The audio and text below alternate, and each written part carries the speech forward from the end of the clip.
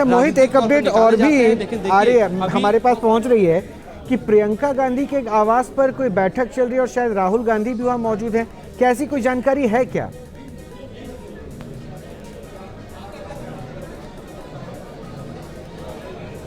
देखिए, प्रियंका गांधी 10 जनपद आई थी, उनसे मुलाकात, खासतौर पे उनका परिवार है 10 जनपद में, राहुल गांधी रहते हैं, सोनिया गांधी रहती हैं, वहाँ पे वो आई थी, मुलाकात हुई थी। राहुल गांधी भी अपने घर से बाहर निकले थे, लेकिन ये बातचीत तो निश्चित तौर पे ऐसे मैंडेट पे बातचीत और निश्चित तौर पे इनकी बातचीत हुई है। इस बैठक में केसी वेणुगोपाल भी मौजूद थे। आगे की रणनीति क्या होनी चाहिए, किस तरीके से जो है इंडिया घटक दलों की बैठक में रणनीति बनाई जानी चाहिए, क्योंकि देखिए जो प्रदर्शन कांग्रेस पार्टी ने किया है उस प्रदर्शन के आधार पे मजबूत विपक्ष तो वो बन गई है, लेकिन आगे की रणनीति क्या हो। मान लीजिए कि 232-33 सीटें इंडिया की आ जाती हैं, आगे अगर एनडीए के लोगों से संपर्क साधना है तो कैसे साधना है, इसको लेके एक रणनीति खासतौर पे बनाई गई है। लेकिन मौजूदा सूरत हाल में हम ये कह सकते हैं कि एनडीए के पास बहुमत है और एनडीए जो है वो सरकार बनाने का दावा पेश करेगी, जो हमें सूत्रों के हवाले से एक बड़ी खबर मिली है। क्या कांग्रेस की परफॉर्मेंस पे ही इस प्रेस कॉन्फ्रेंस में बातचीत होगी या फिर किस तरीके से सामंजस्य बिठाने की कोशिश की जा रही है बाकी पार्टियों से या बाकी नेताओं से या फिर एनडीए के जो अभी सहयोगी हैं उनसे, उस पर भी आज इस प्रेस कॉन्फ्रेंस में कुछ जो है प्रकाश डल सकता है?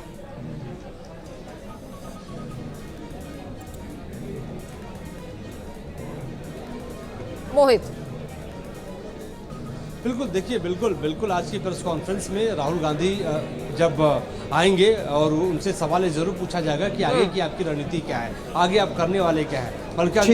मल्लिकार्जुन खड़गे से भी यही पूछा जाएगा। तो आज की रणनीति और कल की रणनीति को लेके राहुल गांधी और मल्लिकार्जुन खड़गे थोड़ी देर के बाद खुलासा करने वाले। ठीक है, हम नजर बना के रखेंगे मोहित, अपडेट लेंगे। मनोज जी जरा एक पॉइंट अब जरा समझाइए सर कि ये तो ठीक है, स्ट्रैटेजी प्लानिंग सब जरूरी भी है और विपक्ष के पास अगर इतनी मेजोरिटी आई है, आप देखिए 10 साल का एक दौर रहा है और उसके बाद मेजोरिटी उनके पास पूरी जिम्मेदारी के साथ इसका यूटिलाइजेशन करना बनता भी है।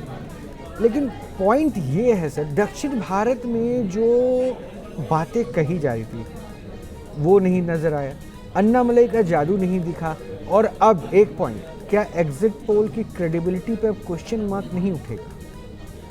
देखिए, ऐसा है कि एग्जिट पोल की क्रेडिबिलिटी तो में तो हमेशा ही डाउट होता है, और वो ख़ास तौर से हमारे जैसे देश में एक तो कई सारी पॉलिटिकल पार्टीज़ हैं, दूसरा कि जो वोटर भी कई सारे वर्गों में बटा है, कई सारी कास्ट में बटा है, ब्राह्मण है, राजपूत है, कुर्मी है, और ये जो कास्ट के अंदर भी सब कास्ट है, और वो जो कास्ट और सब कास्ट है वो भी अलग रीजन में अलग अलग है।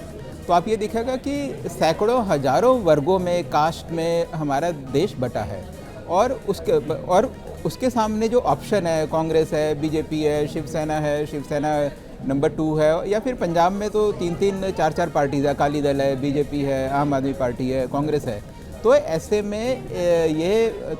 में कई बारी क्या होता है कि एग्जिट पोल करना मुश्किल हो। कई बारी क्या, आमतौर पे आप देखेंगे तो एग्जिट पोल हमारे देश में मोस्ट ऑफ द टाइम ठीक नहीं होते। इनफैक्ट वो डेमोक्रेसी जहाँ की सिर्फ 2 पार्टियाँ हैं, जैसे अमेरिका की हो गई, वहाँ, और साथ ही साथ वहाँ जो वोटर है वो सिर्फ 2-3 ग्रुप में ही होता है, वाइट, ब्लैक, हिस्पैनिक्स। अगर आप उन डेमोक्रेसीज में देखें तो वहाँ भी जो सर्वे है वो पिछले 2 इलेक्शन से ठीक साबित नहीं हुए। तो इसका मतलब कि जो एग्जिट पोल में जिस तरीके से आप सैंपल लेते हैं हमारे देश में, वो सैंपल लेना काफ़ी ज़्यादा मुश्किल है। तो ये तो हुई एक एग्जिट पोल की बात। अगर हम साउथ की अगर हम बात करें तो साउथ में अगर आप देखिएगा तो तमिलनाडु में बीजेपी की परफॉर्मेंस 0 है। जो एक सीट में लीड कर रहा है एनडीए अलायंस, वो ओपीएस की सीट है, और उस वाली सीट में बीजेपी का कंट्रीब्यूशन कुछ भी नहीं है।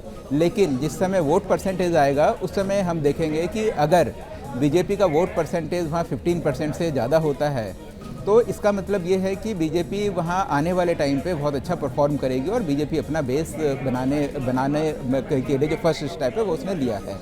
बीजेपी का तमिलनाडु में जो मेन एम था वो ये था कि एडीएमके जो पार्टी है वो धीरे धीरे जिस तरीके से ख़त्म हो रही है, तो उसका जो वोट बैंक है वो बीजेपी की तरफ शिफ्ट हो। जयललिता के बाद वहाँ कोई लीडर नहीं है, तो इसलिए उसका जो कैडर है वो धीरे धीरे बीजेपी की तरफ शिफ्ट हो रहा है। तो यही मेरे ख्याल से बीजेपी का एम था। केरला की हम बात करें तो लेटेस्ट ये था कि केरला में काफ़ी टाइम से बीजेपी ने मेहनत करी है, तो लगता है कि एक सीट में वो आगे से जीतेंगे या नहीं जीतेंगे ये अभी मालूम चलेगा, लेकिन तेलंगाना में उनकी परफॉर्मेंस काफ़ी अच्छी है। उसी तरीके से आंध्र प्रदेश में जहाँ उनके पिछली बारी 1% से भी कम वोट थे, तो वहाँ टीडीपी के कारण उनकी परफॉर्मेंस अच्छी है। तो कुल मिला के साउथ की परफॉर्मेंस उनकी ठीक है, लेकिन बाकी पूरे देश में उनकी परफॉर्मेंस उतनी ठीक नहीं है। बिल्कुल, तो टीडीपी की बात आपने की, टीडीपी भी इस बार जो है वो किंग मेकर की भूमिका में है और उधर जेडीयू किंग मेकर की भूमिका में है। तो पटना से उत्कर्ष भी हमारे साथ बने हुए हैं, उत्कर्ष से भी इस पर जवाब लूंगी।